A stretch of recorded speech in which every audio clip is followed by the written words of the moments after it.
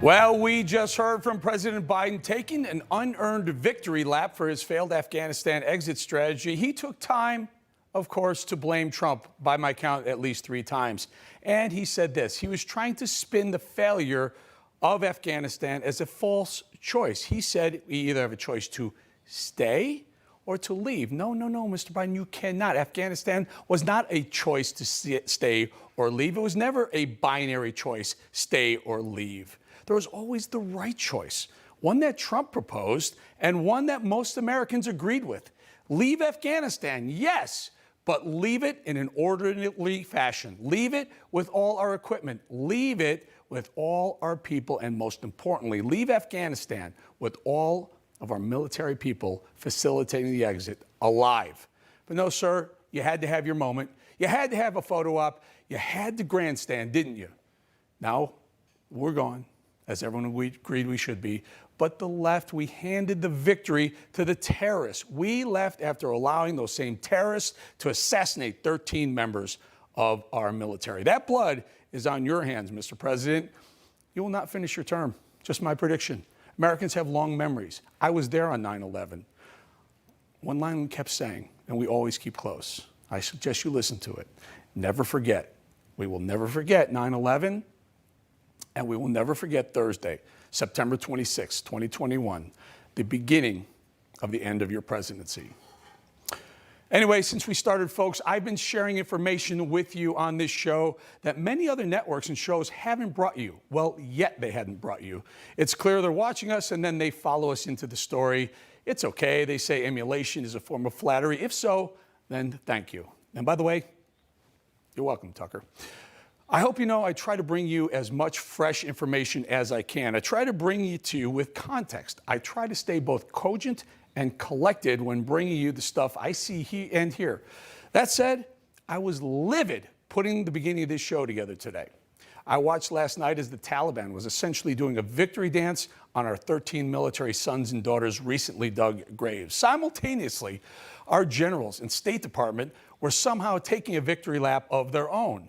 But that can't happen. Both can't be true. Both sides can't declare victory.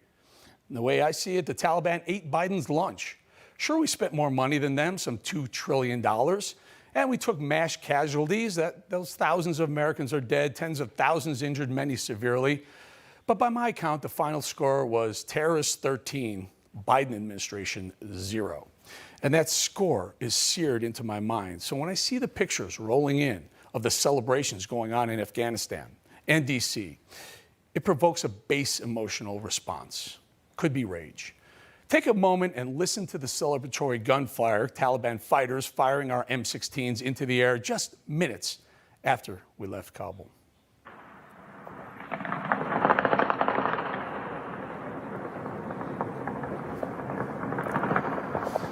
All right, you won. We got it. Fire off the guns, our guns, celebrating our loss, taunting America.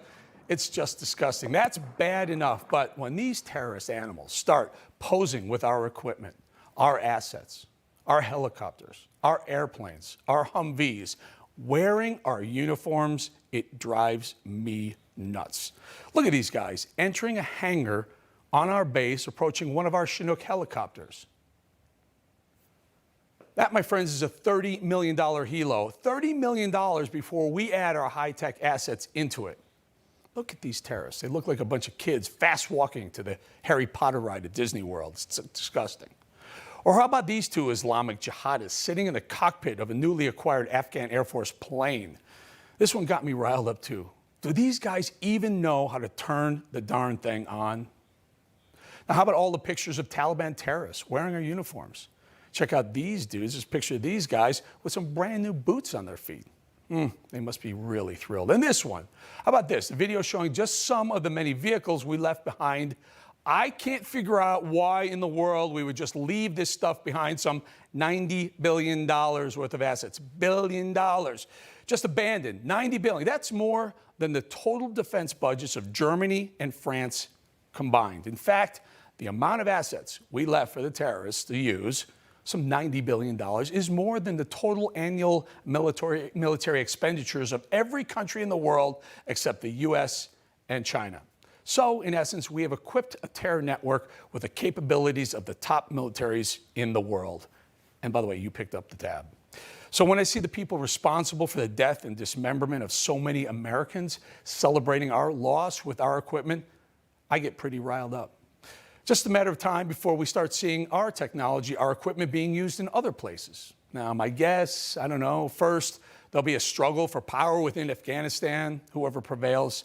By the way, I'd bet on the Taliban, with all that military support and firepower that we gave them, they're the odds-on favorite. But whomever prevails, expect terror to start spreading outside of Afghanistan. Then further terror spreading throughout the world. Remember, these people are Islamists. They always were, they still are, and they always will be. No matter what BS they sold to Blinken, Biden, and the three-ring circus at the Pentagon, these men want blood. They want our blood, and they will not stop in Afghanistan.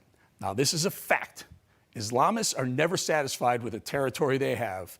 They believe their brand of militant fundamentalism is to be spread around the world. Again, militant fundamentalism fueled by religious zealotism, a deadly combination. And they 100% want the whole world to live under Sharia law. That's a fact. So good job, Joe Biden. You just armed the jihad. How long before they take the fight to America? Because you know they will. It's just a matter of time. You just watched Newsmax TV, America's fastest growing cable news channel, now in more than 70 million homes. You can get Newsmax TV on your cable system or check your cable guide. And if your system doesn't carry Newsmax, call them, tell them you want Newsmax TV, because we're real news for real people.